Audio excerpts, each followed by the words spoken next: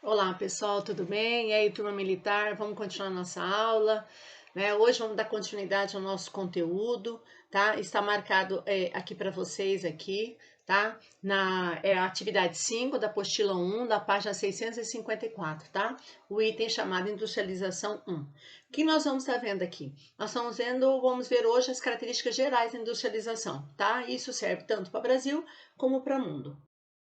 Então vamos lá. Inicialmente, a primeira coisa que a gente tem que começar a falar é diferenciar as indústrias. Quando a gente fala em indústria, nós estamos falando basicamente do chamado setor secundário da economia. Tá? O que seria o setor secundário? Vocês sabem que nós temos o chamado setor primário, que são aquelas atividades onde você busca matéria-prima. Seria a agricultura, a pecuária, no caso a agropecuária e extrativismos, tá? Mineral, vegetal, animal, o que for. Aí a segunda etapa é a indústria, que é o chamado setor secundário da economia. E o terciário, que seria onde você vai vender no comércio e a prestação de serviços. Então, quando a gente está falando nesse assunto aqui, nós estamos falando especificamente do setor secundário da economia, ou seja, as indústrias. Porém, muita gente acha, lógico, não é o caso de vocês, que indústria é tudo igual, faz exatamente a mesma coisa. E não é. Dependendo do que ela produz, das atividades que elas realizam, tá? Você pode classificar basicamente em 3 grandes grupos, tá? Existem outras subclassificações, mas eu vou colocar de maneira geral aqui. Então, nós temos a chamada indústria de base, ou chamada indústria pesada, tá? São as indústrias pesadas. As indústrias chamadas de bens de capital e as indústrias de bens de consumo, onde de bens de consumo nós dividimos em bens duráveis e bens não duráveis, tá? A indústria de base ou pesada, o que seria essa indústria? Né? É aquela basicamente que ela vai fazer o quê? O próprio nome, ele já te dá essa ideia, né? Ele vai transformar, olha só, ele vai transformar a matéria-prima em matéria bruta. Então, a transformação de matéria bruta, perdão, a matéria bruta em matéria-prima, perdão, tá? Troquei. A transformação da matéria bruta em matéria-prima. Exemplo, aí eu pego o minério de ferro, que é uma matéria bruta, né? E aí eu vou passar por um processo de transformação, onde eu vou fazer, por exemplo, placas de ferro, barras de ferro, certo? Aí eu pego a bauxita, que é o alumínio, matéria bruta, e eu transformo em ligotes de alumínio, certo? Aí é a matéria-prima, onde essa matéria-prima processada, ela vai ser usada em outros ramos da indústria. Então, a indústria de base ou pesada é aquela que vai ter a função de pegar o produto extraído, certo? E transformar em matéria-prima para outros setores industriais. Que exemplo que eu poderia citar aqui, Celilza? Eu poderia citar siderúrgicas, metalúrgicas, indústrias químicas, certo? Que eu vou transformar essa matéria bruta em matéria-prima, tá? Segunda indústria é a chamada indústria de bens de capital. Eu acho que o nome basicamente já te dá uma ideia. Bens de capital, tá? Isso fala muito nos noticiários, são aquelas indústrias que, de maneira geral, elas vão produzir o quê? Equipamentos, tá? Máquinas, e isso não deixa de ser um capital, ou seja, não deixa de ser uma riqueza acumulada. Então, a indústria de bens de capital também ela pode ser chamada de bens de equipamentos, tá? Ou também ela poderia ser chamada de indústria intermediária, certo? Qual é a função dessa indústria? Essa indústria, ela vai justamente produzir isso, ó, maquinários e equipamentos que serão utilizados nos outros tipos de indústria, principalmente nos bens de consumo. Então, se você pega, por exemplo, uma indústria que fabrica tratores, os motores automotivos, né? Então, por exemplo, a indústria que produz o motor do carro, certo? Ela vai ser uma indústria de bens de equipamento, que esse motor vai ser enviado para uma indústria de bens de consumo durável, que seria, no caso, a indústria automobilística, certo? Então, é aquela que vai produzir equipamentos e maquinários para outros setores utilizar. Esta indústria de bens de capital, ela é considerada de extrema importância, tá? E não é qualquer país e qualquer lugar que você vai ter, porque ela vai exigir até mesmo um avanço maior tecnológico, diferente muitas vezes de uma indústria pesada, né? Ou muitas vezes uma de bens de consumo, principalmente se ela for não durável, ok? Bom, e a terceira indústria, que é a que predomina no Brasil, aí nós vamos ver lá na industrialização brasileira por que ela predomina, certo? Essa indústria de bens de consumo, o nome já diz, é aquela indústria que vai produzir algo que vai diretamente a nós consumidores. Então tem a sua produção direcionada ao mercado consumidor, tá? E ela pode ser classificada em bem durável, ou seja, é aquela não quer dizer que não vai acabar, né, gente? Mas ela vai ter uma durabilidade muito maior. Quem que eu poderia colocar como bem durável? Automobilística, as indústrias de móveis, as indústrias basicamente assim de eletrônicos, eletrodomésticos, tá? Imagina quantos anos dura uma geladeira, quantos anos vai circular um carro, né? Então é um bem durável. E os bens não duráveis, certo? Que o nome já diz, é aquela que vai ter um tempo de uso, né, e de duração muito menor. Não quer dizer que vai usar hoje e vai acabar amanhã, mas ela vai ter um tempo muito menor. Quem entraria? Todo o ramo alimentício, todo o ramo de medicamentos, higiene e limpeza, e também, como muita gente esquece, entraria a parte de, por exemplo, roupas, calçados, também são bens não duráveis. Você fala, se ele usa mais uma roupa, não uso hoje, jogo fora amanhã. Não, mas ela não vai durar 30, 40, 50 anos. Pode até ser que dure, dependendo da qualidade, né? Mas, por diversas razões, ou por tamanho, ou por gosto, ou por, sei lá, por moda, sei lá o que, você logo vai trocar. Então, a gente considera como não durável, tá? No Brasil, nós vamos ver que das três tipos de indústria, a predominante no Brasil é de bens de consumo não duráveis, tá? É o que predomina no Brasil, bens de consumo não duráveis, certo? E o grande gargalo, o grande lacuna, o grande problema que nós temos no Brasil, que ainda nós temos uma deficiência, é justamente na indústria de bens de capital, ok? Bom, então esses são os tipos de... Segunda coisa extremamente importante, que daqui dá para você perguntar uma série de coisas. Quais são os fatores locacionais, ou seja, locacional, de local, né? O que tem que ter naquele local para atrair as indústrias, certo? Então, é lógico que hoje, né, em pleno século XXI, a gente não tem necessariamente necessidade de ter tudo isso no mesmo lugar. Dependendo da indústria, eu tenho que ter principalmente concentrada um fator ou outro, certo? Se eu tiver tudo isso, é o lugar perfeito. Aí você começa a entender por que alguns lugares atraem indústrias, por que algumas indústrias se instalam em alguns municípios e outros não, né? Isso tem muito a ver com os fatores locacionais. Quais são os principais fatores? Então, primeiro, a disponibilidade de capital, que eu coloquei aqui, é um fator importante, mas o capital, muitas vezes, a grande parte das vezes, ele já vem com a indústria.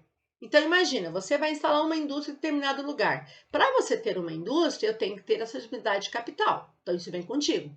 Aí você vai atrás de quê? Então, primeira coisa, eu preciso, por exemplo, de toda uma rede de transporte. Por quê? Como que a matéria-prima vai chegar, certo? E como que o meu produto industrializado vai sair? Então, eu preciso de transporte. Eu preciso ou de ferrovias, ou de rodovias, ou de hidrovia. Cada um tem uma necessidade, certo? No lugar que você tiver maior concentração e maiores vantagens, que a gente chama de mobilidade ou de logística, tá? Que é mais usual, tá? Melhor é o lugar. Então, eu não posso instalar a indústria num lugar isolado que a matéria-prima não vai chegar e meu produto vai ter dificuldade de sair. Então, esse é um detalhe. Fonte de energia. Cara, isso aqui é fundamental, energia. Por quê? Sem energia elétrica, você não produz nada.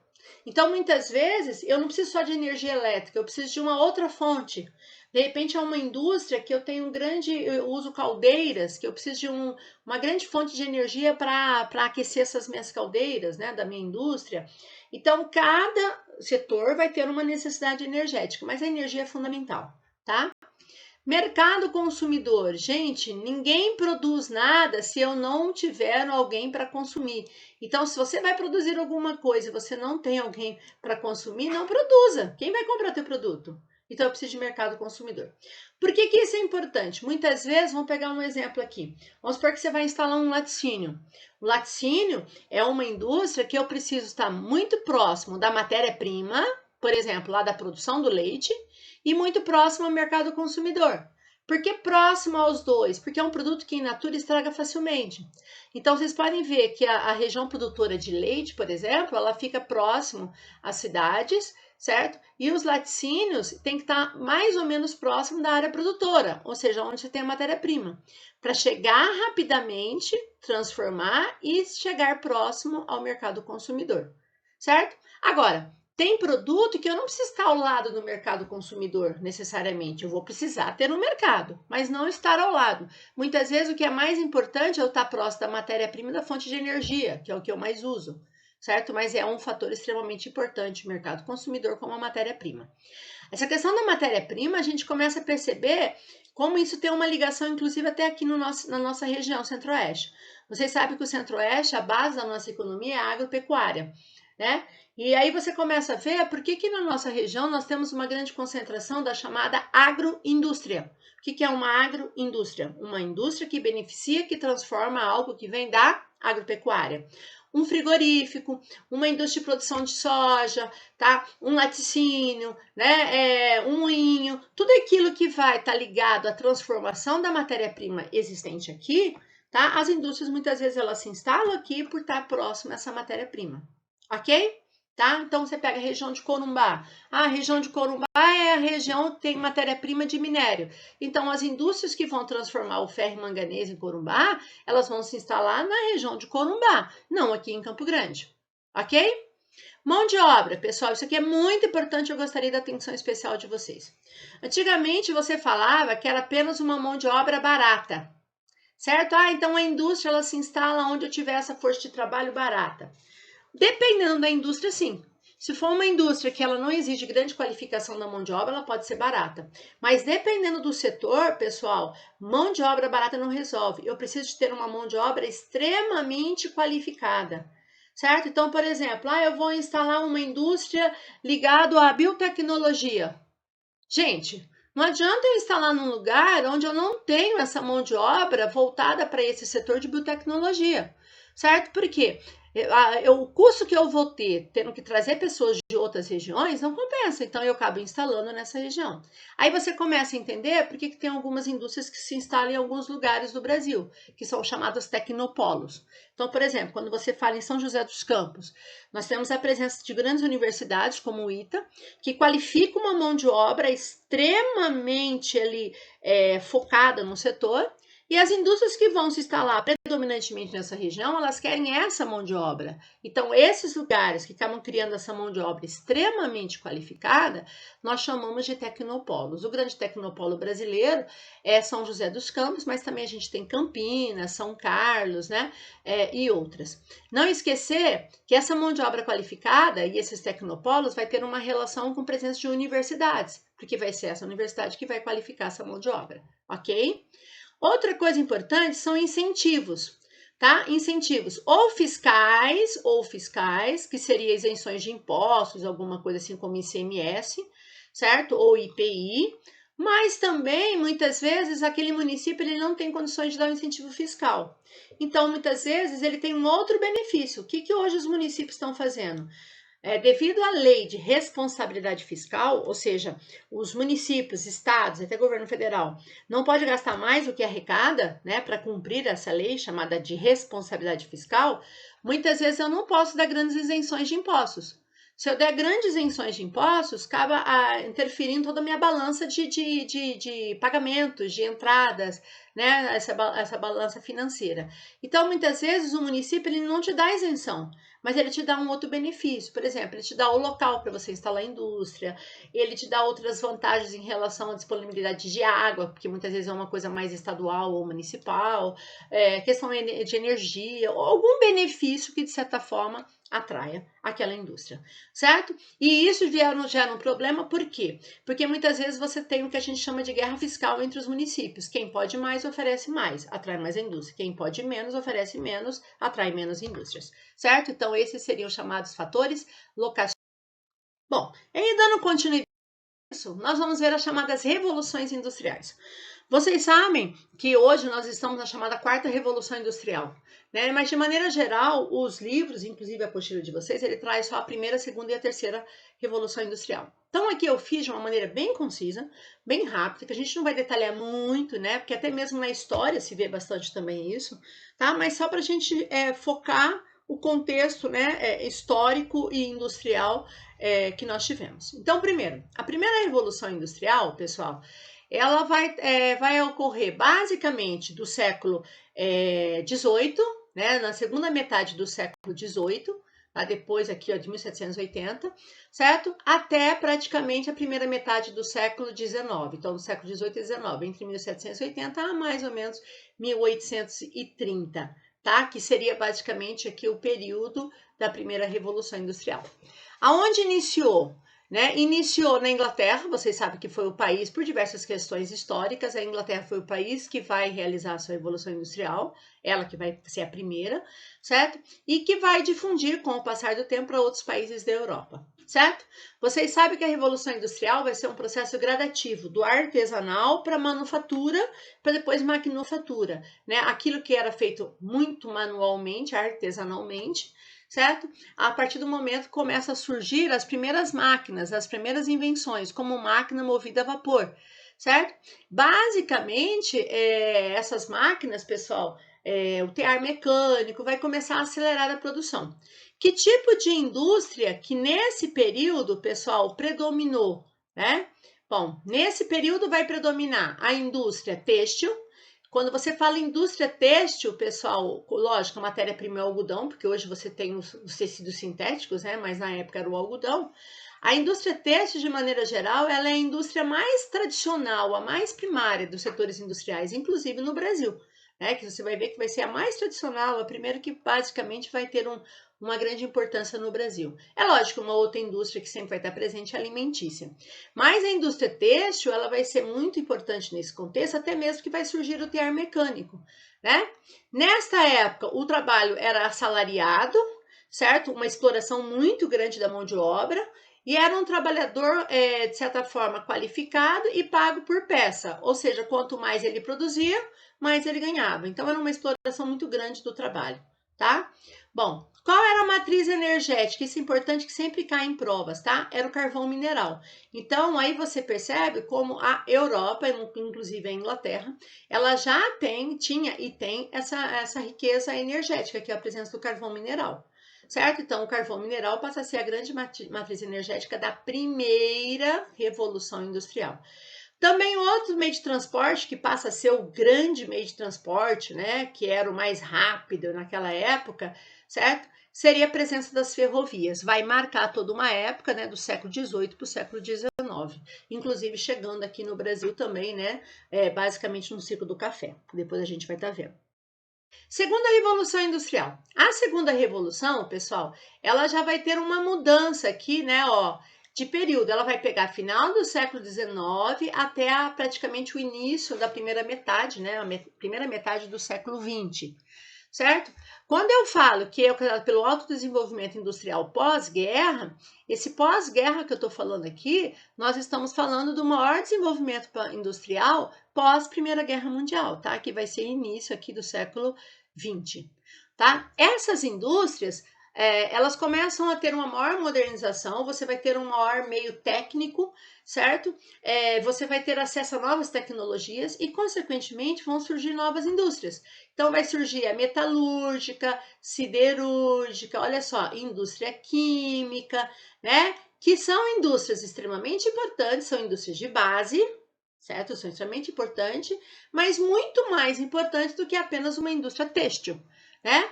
E para essas indústrias existirem e outras que vão vir, nós vamos ter novos métodos de produção. Então, acelera a produção, eu preciso de maior matéria-prima, eu vou precisar de um novo mercado e maior mercado consumidor, né? Então, você começa a ter uma maior evolução aí da indústria. Esse período, no início do século XX, vai ser marcado pelo Fordismo e Taylorismo, tá? Como que o grande marco do século XX, onde eu não coloquei aqui, mas a gente poderia ter colocado aqui também, pessoal, a indústria automobilística, né? Porque quando você fala em Henry Ford, você está lembrando da Ford, a indústria automobilística americana. Então, eu poderia falar o setor automobilístico aqui. E vocês sabem que quando fala indústria, o setor automobilístico sempre está presente de alguma maneira dentro da indústria, ok? Principalmente no Brasil, tá? Só que eu vou falar do Fordismo e Taylorismo mais para frente, então daqui a pouco a gente volta. Outra coisa importante, qual vai ser a matriz energética? Olha, o carvão mineral ainda continua sendo a forte e importante matriz. Porém, agora eu tenho, olha só, o ouro negro, o petróleo chegando, tá? E a partir de então, a partir da segunda revolução, o petróleo passa a ter uma importância muito maior do carvão e também eu começo a ter agora a eletricidade. onde essa eletricidade vai ser produzida por termoelétricas, hidrelétricas, certo? Então a eletricidade começa a chegar.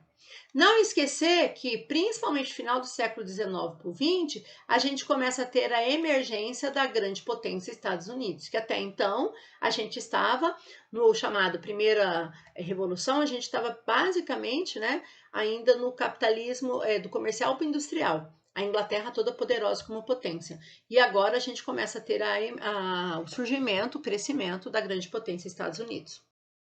Aí vem a terceira revolução industrial. Gente, a terceira revolução, tá? A gente coloca que ela aparece basicamente após a década de 70, tá? Década de 70 para cá. Lembra que nós vimos que vai ser a partir desse momento que a gente começa a ter uma evolução de diversos meios técnicos e informacional, certo? E essa demanda por novas tecnologias, certo?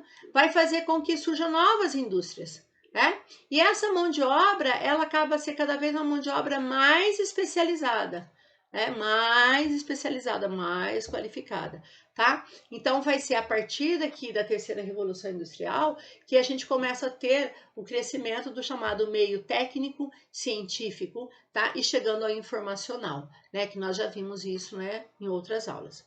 Nesta mesma época surge no Japão o toyotismo, vai ser marcado o toyotismo no Japão, que a gente vai falar agorinha, que vai contrapor basicamente ao Fordismo, certo? Que passa a ser um grande, né, como padrão de produção no mundo, ok? Nós vamos falar agorinha.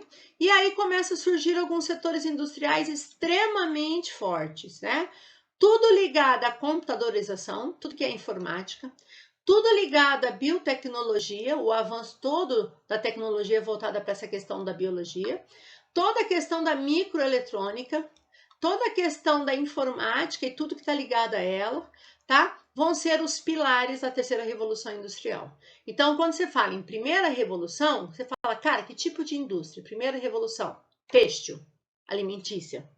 Segunda revolução industrial, você vai lembrar de quem? Siderúrgica, metalúrgica, química, automobilística. Você fala em terceira revolução industrial, você vai falar da informática, tecnologia, biotecnologia, microeletrônica, certo? E a partir desse momento, a gente começa a ter uma flexibilização da produção e a maior eficiência, ou seja, cada vez a gente vai produzir mais conforme as nossas necessidades e cada vez ser mais eficiente. Não esquecer que nesse contexto já tem a tecnologia informática entrando, né? A parte informacional começa a chegar aí, né? E dominar o momento que nós chegamos até hoje, vivendo hoje. E aí nós temos a Revolução Industrial. Bom, essa quarta Revolução Industrial, isso aqui é importante a gente citar, tá? Tem alguns, só um minutinho, tem alguns autores que ainda não colocam, tá? Na apostila de vocês não fala da quarta revolução industrial tão diretamente, tá?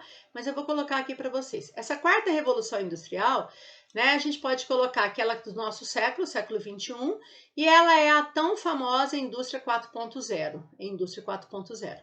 Tá? Esse conceito de indústria 4.0 foi um conceito que foi desenvolvido, né, pelo diretor do Fórum Econômico Mundial, um alemão, tá? Klaus, certo? Onde, segundo ele, a industrialização atingiu uma quarta fase, que novamente transformará fundamentalmente a forma como vivemos, trabalhamos e nos relacionamos. Aí você vê a presença da tecnologia. Olha só, vai transformar como vivemos. Cara, hoje você entender como que nós, né, há 30 anos, 40 anos atrás, a gente vivia, nem tanto isso, né? Você pegar 20 anos atrás, como a gente vivia assim essa tecnologia. Hoje, né, nesse momento até mesmo agora que a gente está vivenciando, né, com o Covid, né? Gente, olha o que essa indústria 4.0, ela está transformando todas essas relações de trabalho. Hoje tudo está sendo online. Lógico que nós estamos no processo de adaptação, que na verdade esse online já está há muito tempo, mas ainda a gente estava muito preso às formas tradicionais, certo? Mas ela está aí, né? Trabalhando dessa forma, nos relacionando, olha só, nós estamos nos relacionando, ó, tudo virtualmente, infelizmente a gente não está se vendo, né? Até mesmo por opção, não coloquei até mesmo vídeo para focar muito no conteúdo, tá? Mas a gente se relaciona tudo por online, pelo WhatsApp, por outras formas, outros aplicativos, e tá mudando totalmente a forma que a gente está vivendo. Então eu falo que o Covid que está vindo aí, né, que está aí, que nós não sabemos o que infelizmente vai acontecer, certo? Ele vai marcar muito, muito mesmo toda essa transformação que nós estamos vivendo. Toda essa transformação de como vamos viver, como vamos trabalhar e como vamos relacionar. E isso está muito voltado na chamada indústria 4.0, tá? Essa indústria, pessoal, ela tem de ser totalmente automatizada, né? A partir de sistemas que combinam máquinas com processos digitais. Ou seja, você vai ligar a máquina com o processo digital. Gente, quantos serviços nós não necessitamos mais do homem, né? Aí você fala, meu Deus, então vai gerar um grande número de desempregados? Talvez, certo? Mas isso tem os seus aspectos positivos e negativos que a gente não vai entrar em foco agora. Mas é a chamada fábrica inteligente, ok? É a famosa inteligência artificial, né? Que tá aí e a gente não tem como fugir porque isso não vai voltar atrás, ok? Então seria a quarta revolução industrial. Bom, então isso é importante para a gente fechar. Mas também é necessário a gente estar dando uma olhada daqueles processos que geralmente parecem muito em prova, né? Que seria basicamente o modo de produção fordista e o modo de produção taylorismo, que a gente vai ver agora. Bom, esse modo de produção, chamado Fordismo e Taylorismo, ele na verdade ele junta as ideias de Ford com o processo de produção de Taylor. Tá? Então, por isso a gente chama de Fordismo e Taylorismo. Gente, as palavras e as frases que eu coloquei em vermelho nesses próximos slides são palavras-chave que sempre vocês têm que estar lembrando, tá? Então, primeira coisa, o que é o Fordismo? É um modo de produção. Deixa eu mudar a canetinha aqui pra gente. Olha só, pegar um marca-texto aqui, ó. É um modo de produção em massa, não esqueça disso. É um modo de produção em massa elaborado por Henry Ford. É lógico, eu estou falando de início do século XX, certo? E ele está pensando numa maneira de aumentar o consumo, lógico, da venda do carro, certo? Da Ford. E, basicamente, você vai ver que ele vai estar voltado para o mercado dele, mas muita gente passa a copiar, né, as ideias de Ford e passa a ser um modo de produção. Qual o objetivo dele? O objetivo dele era criar uma produção em massa, mas para eu produzir em massa, ou seja, em escala, em grande quantidade, era necessário eu ter um consumo em massa. Então, eu tenho que produzir em grande quantidade, mas eu tenho que consumir em grande quantidade, né? A lei da oferta e da procura. Bom, como que vai ser a produção em massa? Aí ele vai requerer as teorias de Taylor, né? Que eu vou falar agorinha, certo? Onde a gente vai ter o sistema de esteira acoplado a grandes máquinas de grande porte. Que eu não vou entrar muito em detalhe aqui da produção de massa, que vai ser o próximo slide, tá? Então, como produzir em massa? Então, a gente vai falar agorinha. Mas como consumir em massa? Como é que eu vou estimular esse consumo em massa? Certo? Então, na verdade, primeira coisa, ele tinha que criar uma sociedade de consumo, certo? Então, é diferente, a sociedade de consumo, ela passa a ser consumista, ou seja, eu tenho que comprar. Para isso, para eu ter a sociedade de consumo, foi muito investido em publicidade, por isso que geralmente quando você fala de Fordismo, geralmente você vê alguma chargezinha, alguns desenhos que mostram carros de todas as cores. Ah, eu quero um carro verde? Tá, tem o verde. Ah, você quer um vermelho? Você quer um amarelo? Você quer um preto? Você quer um branco? Né? Toda a publicidade para atender o meu consumo, a minha necessidade, tá? E também concedido créditos, certo? Ah, como que eu vou consumir? Não tem problema, a gente arranja um crédito para você comprar isso a prazo. Então, era investido uma publicidade para estimular a nossa sociedade de consumo e a forma de consumir também por meio de créditos. Só que para eu comprar, eu tenho que ter um salário, eu tenho que ter condições. Então, o que Ford criou? Na verdade, também para estimular que aumentasse a produtividade, preste atenção, e estimular a produtividade e ao mesmo tempo consumir, o que ele defendia? Que a gente aumentasse os salários dos operários. Aí as pessoas falam assim, como assim, Celisa, você vai aumentar o salário? Como assim, eu não vou diminuir o lucro? Não. De que maneira, pessoal? Na verdade, ele falava que quando você aumentava o salário, as pessoas ficavam mais alegres, mais felizes e, consequentemente, mais produtivas. Então, elas produziam muito mais do que elas poderiam produzir, ganhando aquele salário menor. Então, é o que a gente chama de mais-valia relativa. Eu vou gastar mais em relação ao salário, mas, em compensação, eu vou ter um aumento de produtividade. Então, o que ele fazia com esse aumento de salário, né, dos operários? Ele aumentava a produtividade, porque esse trabalhador ia trabalhar muito mais, com muito mais vontade, com muito mais afinco, certo? Ele não ia ter prejuízo, porque ele ia ganhar na produtividade e automaticamente, se as pessoas têm também um melhor salário, ela passa a ter um maior consumo. Então, esse era o consumo em massa. E a produção seriosa. Aí entra Taylor. Taylor, pessoal, um engenheiro norte-americano, tá? Frederick Taylor, que ele diz que a base para você aumentar a produção era dividir o setor de produção, quem produz e quem planeja, certo? Então, quem produz fica num lugar, processo de produção na fábrica. Quem planeja, a parte fica no outro. Então, ele já começa a defender essa teoria e, ó, isso aqui é importante, divisão de tarefas entre os operários. Então, primeiro, vou dividir entre quem produz e quem planeja. Então, quem planeja vai dividir suas funções, quem produz divide suas produções. Então, vamos para a produção. Se eu dividir a tarefa no processo de produção dentro da fábrica, certo? Cada operário passa a ter uma função.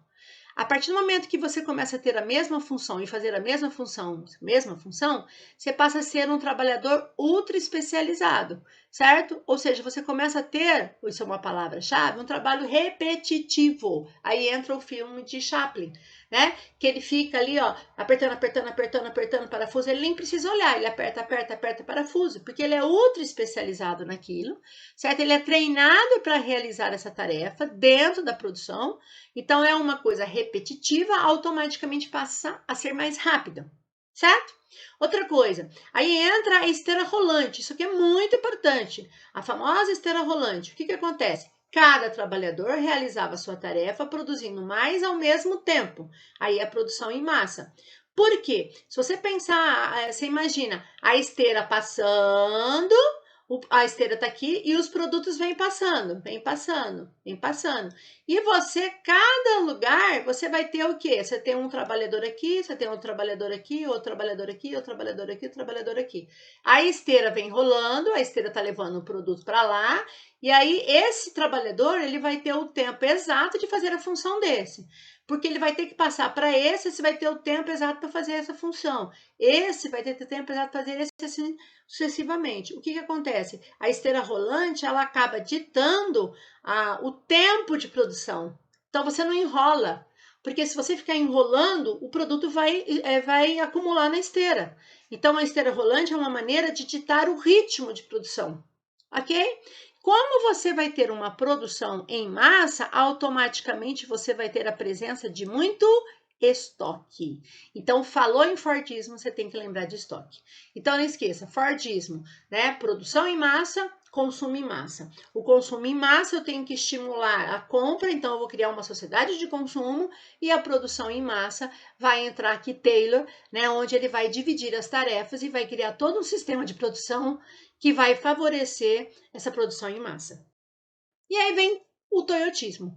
Bom, o toyotismo ele vem num outro contexto, né? Basicamente pós Segunda Guerra, mais na década de 70, quando o Japão, né, destruído pela guerra, né, as indústrias, né, principalmente a Toyota, né, grande multinacional japonesa, ela tem que criar um sistema para recuperar e para produzir. Porém, vem um problema. Qual é o problema do toyotismo da Toyota no Japão? Todo mundo sabe que o Japão tem que problema? Falta de espaço. Então, se é um país pequeno e eu tenho uma falta de espaço, eu não posso seguir ao pé da letra o Fordismo, porque o Fordismo defende estoque.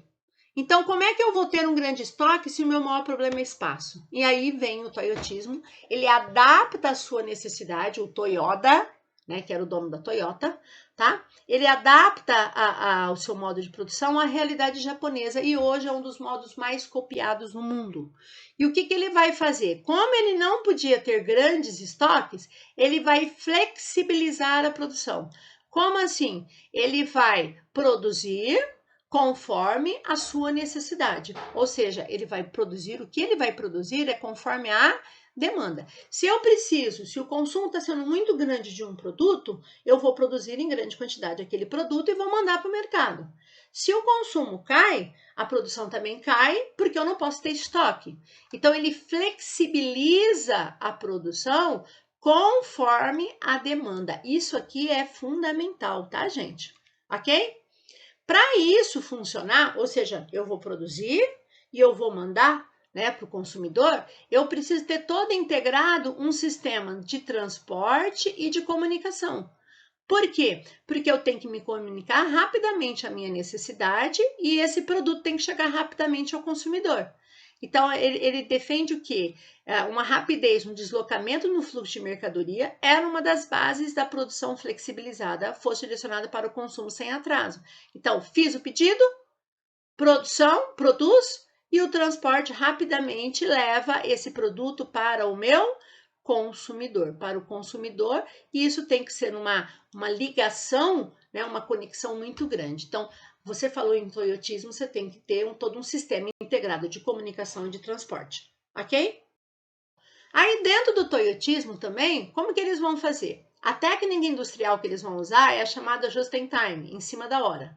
O que ele vai fazer? Então, vamos supor, vamos pegar um exemplo. Eu preciso, por alguma razão, uma grande quantidade dentro da Toyota, vou dar um exemplo qualquer. Dentro da Toyota, eu preciso produzir uma grande quantidade, por exemplo, de lanternas de carros da Toyota de tal modelo. Então, o que eles fazem? Bom, nós vamos produzir lanternas dos carros da Toyota modelo tal. O que eu vou precisar de matéria-prima?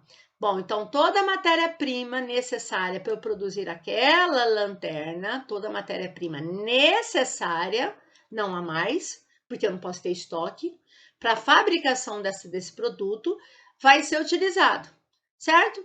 Ou seja, você acaba produzindo a matéria-prima, você vai usar a matéria-prima exatamente a quantidade pré-determinada da mercadoria que é utilizada, que deve ser realizada em um prazo já estabelecido, geralmente muito curto, certo? Então, acabou a produção da lanterna, acabou a matéria-prima, não tem estoque, mandei para o mercado consumidor, ponto. Então, isso é produção em cima da hora, que é a grande tendência hoje das indústrias no mundo, certo? Ainda mais que estoque é dinheiro parado, né, gente? Hoje ninguém quer ter grande estoque para dinheiro parado, ok? Diminuição da oferta do trabalho, do emprego. Por quê? Por que vai diminuir essa oferta de emprego, pessoal? Ora, para tudo isso funcionar, tá? Esse processo de trabalho ele se flexibiliza. Por quê? Porque eu vou ter um trabalhador que primeiro ele faz várias funções. Eu não quero mais aquele trabalhador que nem lá de Ford, que só sabe fazer a mesma coisa, só sabe fazer a mesma coisa. E você tem que ter uma noção global, é um trabalhador global. Eu tenho que ter uma noção de diversas funções, eu tenho que quebrar o galho e saber fazer várias coisas. Posso ser muito bom numa coisa, mas eu tenho que saber fazer outras, certo? E isso basicamente acaba reduzindo o número de trabalhadores, porque eu acabo tendo que ter várias funções, certo? Fora que a tecnologia ela vem de tal maneira que ela acelera o processo que não me oferece muito emprego, certo? Automaticamente, se o setor secundário diminui a oferta de emprego, as pessoas acabam migrando para o setor terciário, que lhe favoreceu todo esse processo, a chamada terciarização da economia. Não confundir terciarização com terceirização, que não deixa de ser uma coisa extremamente marcante também no período. Terceirizar serviços, funções, produções. Mas o que é a terceirização da economia? Na verdade, você vai fazer com que as pessoas migrem para o setor terciário, porque o setor secundário ele não vai ter grande oferta de emprego. Ok? Bom, peço para vocês resolverem os exercícios dessa atividade, desse capítulo, tá? Depois vamos dar continuidade à industrialização 2, certo? Um assunto super mega importante que cai muito em prova, tá? Um beijo, gente. Não deixe todos os problemas no momento tirar o seu foco, continue estudando e logo, logo a gente se verá pessoalmente ao vivo e a cores. Um beijão online para vocês e tchau, tchau.